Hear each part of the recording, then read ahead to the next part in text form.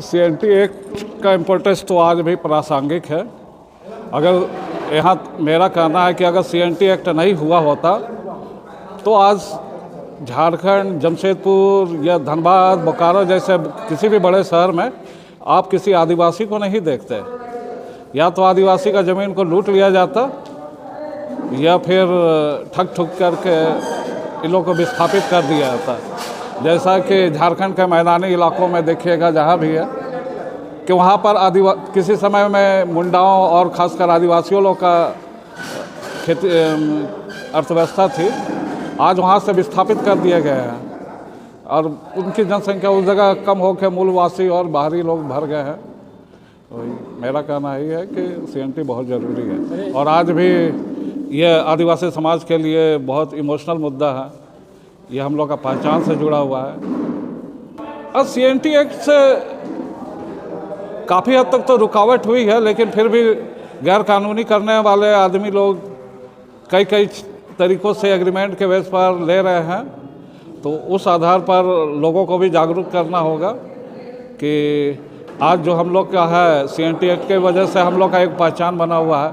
Town में हम लोग का पहचान भी, आज जो भी मुंडी देख रहे हैं आदिवासी लोग का, वो केवल सीएनटी एक्ट के ही वजह से बचा हुआ है, समझे। और नहीं तो हम लोग आज तक तो जैसे धनबाद आप चले जाइए, धनबाद जैसे शहर में अब आदिवासी लोग, उसके इर्द गिर्द काफ़ी संथाल का पॉपुलेशन है, लेकिन आप टाउन हिस्सा में कहीं भी नहीं देखिएगा आप संथाल लोग, बहुत कम, या उसको दरकिनार कर दिया गया है।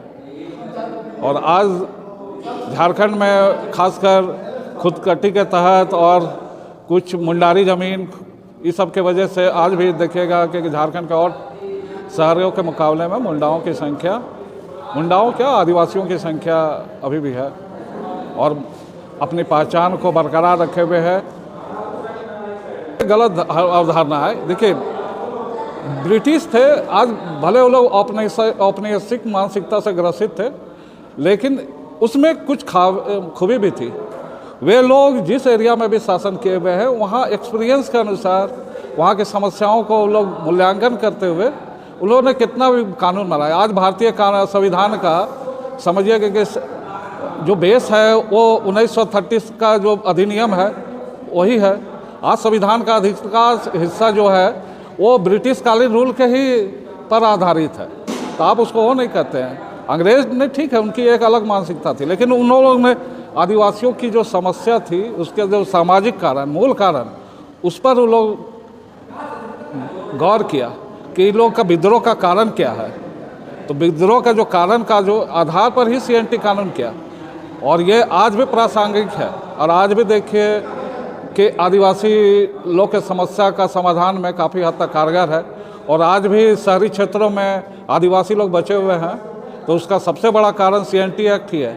नहीं तो अब तक ठग कर या पैसे का लालच देकर या डरा धमका कर अब तक आदिवासियों लोग को कम से कम झारखंड के टाउन एरिया से भी भगा ही दिया जाता और आज भी करीब करीब उसी तरह की स्थिति बन रही है, लेकिन वो गैर कानूनी तरीका है।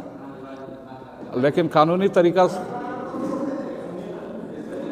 के हिसाब से तो नहीं आप आदिवासी ज़मीन खरीद सकते हैं। मेरा नाम आनंद सिंह मुंडा है।